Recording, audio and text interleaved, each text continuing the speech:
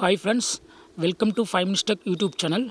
Here is Samsung Galaxy S24 Plus 5G smartphone. In this video, we will learn how to enable or activate double tap to turn on the screen in your phone Samsung Galaxy S24 Plus 5G. First of all, lock your screen and double tap on the locked screen.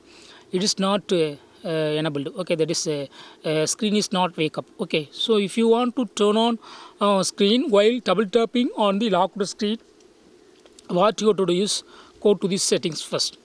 Go to settings, then go to advanced features and go to motions and gestures and turn on this button, double tap to turn on screen.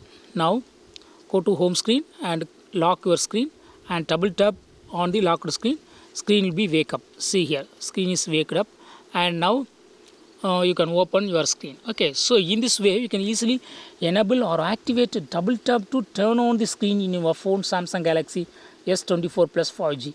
That's all friends, thanks for watching, bye.